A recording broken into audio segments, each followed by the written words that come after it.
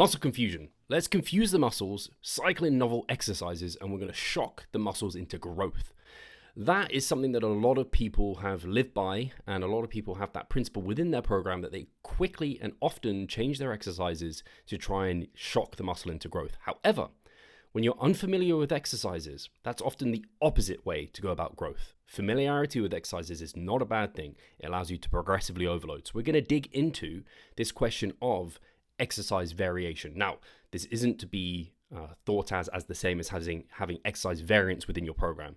If you're developing a program, it should be pretty comprehensive. You should think about functional anatomy and think about, okay, how can I best accomplish a stress response to muscles comprehensively? So when we're thinking about biarticulate muscles, such as the quads, things around the hips often, we're thinking about a squat pattern. Is a squat on its own within the program going to maximize muscle growth? If I just have hack squats, Smith squats, a leg press, is that going to maximize quad growth? Maybe not. And we've seen this within some research papers when there's some exercise variation in there that's well thought out, such as having a leg extension, which better trains the rectus femoris, we're getting it more stretched. Or if you have a sissy squat or a reverse Nordic, I guess you could have in the program, you're going to hit the muscle more comprehensively and see better growth. So we want to have like a well-built program, but when we're training, say you have a squat pattern in there and a leg extension, when do we go about changing these? Should we change these? That's the question that we're going to dig into today. Why would we ever change an exercise? So this is a great question, and I think you have to ask yourself why, because according to YouTube, according to social media, there are best exercises. The best exercise for quad growth. You could probably put that into YouTube and you're going to get loads of videos. And you're probably going to get a bunch of different answers because the best exercise could change over time. It's going to be individual to the person and also what you have available in your gym. So I think it's a poor logic. And also there are benefits to changing exercises over time. The reason for that is, and that's the why, there's physiological reasons. So those can come down to essentially a lowering of SFR, so stimulus to fatigue ratio. Over time, when you use an exercise more and more and more and more, you're going over the same movement patterns, joints and connective tissue are being used in exactly the same way, and that could lead to just a buildup of fatigue within those joints and connective tissue that starts to lead to like a somewhat of an injury, or it just doesn't feel so good, and you get some discomfort and potentially a little bit of pain. That's not great. Fatigue is higher. And then stimulus, when you use the same thing over and over again, like I said at the start, it's actually very good because you can adapt and progress and overload. But there becomes a time, and everyone would have been there, when you've been using exercise for quite a long period of time and progressions are hard to come by.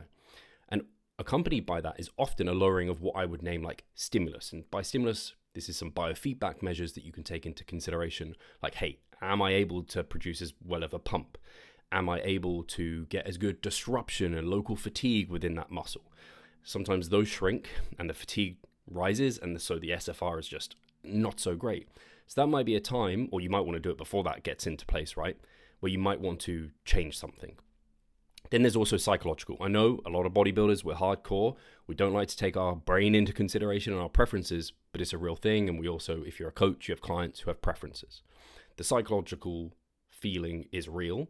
So you could just get bored. I think that's actually a fine justification. When you've had an exercise in for an extended period of time, you're bored of it. Maybe that warrants variation. Some of us can deal with boredom better than others. Then obviously there's like anxiety and dread with certain exercises when they've been in the program a while.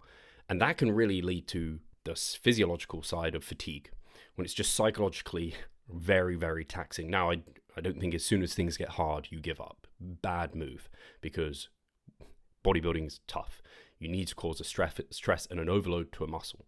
But there's times of which you can push yourself into that position for extended periods of time where it probably just wasn't worth it. You could have varied things, and that stimulus fatigue trade-off could have then been better, and you could have possibly got better results there. So I view exercises as tools. We have very good tools for the job, and you keep a tool as long as it is the best tool for the job. And I don't think if it ain't broke, don't fix it is a great saying.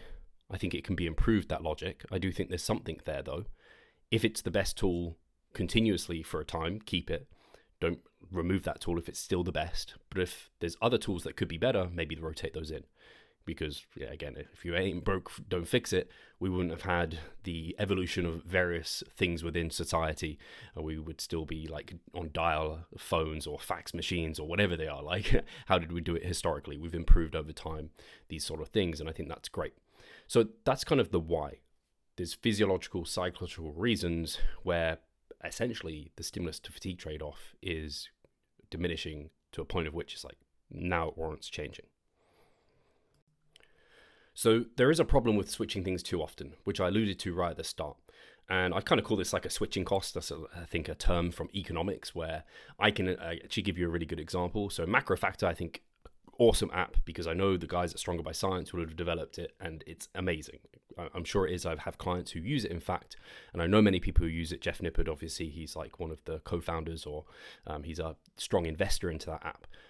I was offered to like give it a try, and I had all mean to do so. Actually, similar to the RP Hypertrophy app. Don't use it.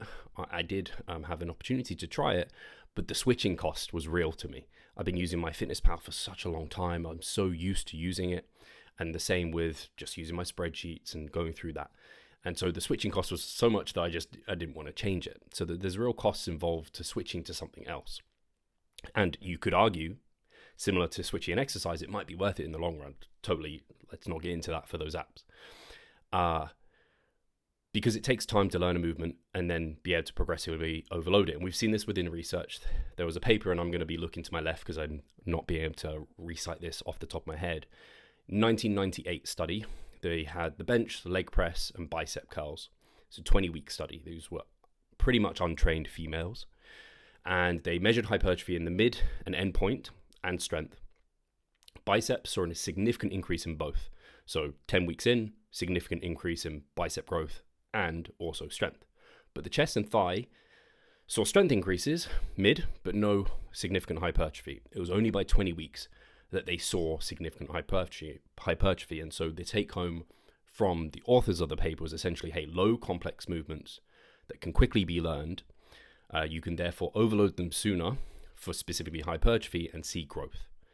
So that's a really great kind of example of exactly what we all know.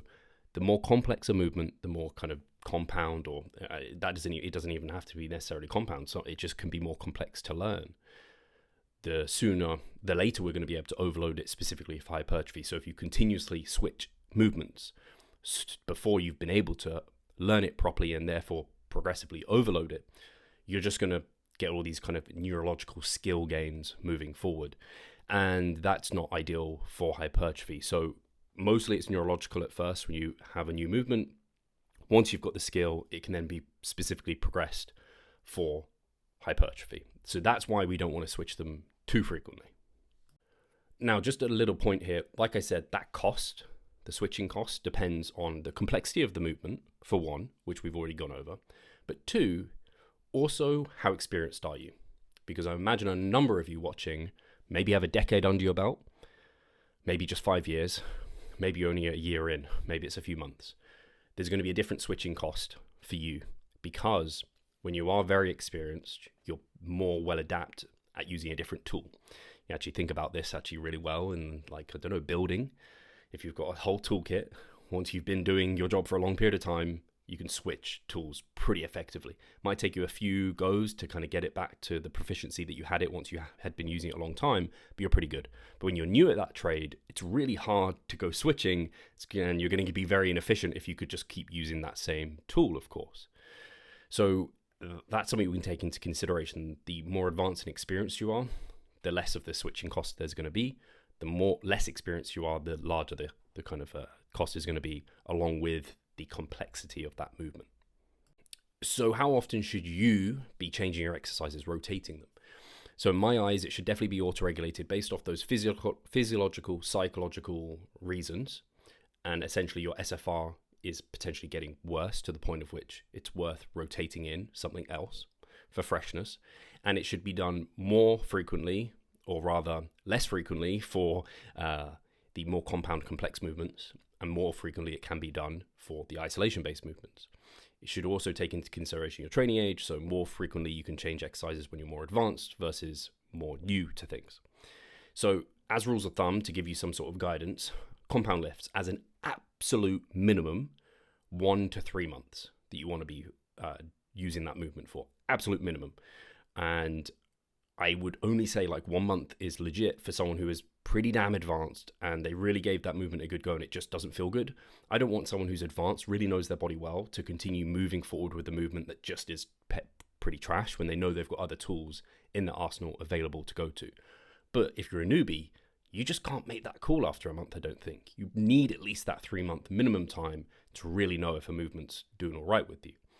Then isolation lifts, I really think someone advanced, they can switch those in and out on a weekly basis if you really want to. I don't necessarily think that's best practice, but if you try something and you're just like, man, that feels pretty janky to me, you probably switch that pretty immediately, because a bicep curl, for example, or lateral raise, for example, they're pretty damn easy to understand. As someone who's more new, I would say a month minimum. So it's kind of a good way to go about things. So those would be my general rules of thumb. But take into consideration, do you really need to switch it? Or are you just kind of being scared and to continue to progress it? Don't pull it out too soon. But at the same time, don't grind yourself into a pulp when you could have changed something before that. In the background, you would have seen some variations that I've exchanged. So the kind of deficit to floor straight leg deadlift, I had the pendulum to hack squat, and then I had the single arm pull down to a neutral grip pull up.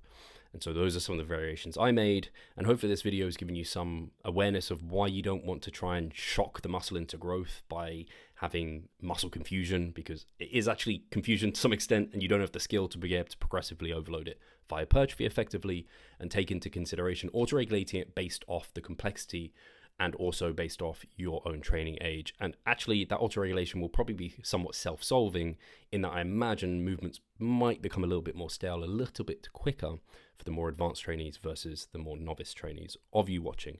And guys, if this has been helpful and these sort of questions and topics come up for you quite often and you're not sure how to go about them, this is why we do what we do over at Revive Stronger. We coach people full time. That's what I do, and that's how I make my living, is I help people make these sort of changes and help them answer these questions and educate them about it too, so that they can take it forward into their own programming in the future. So if you are ever interested in an online coach, we're here and happy to help.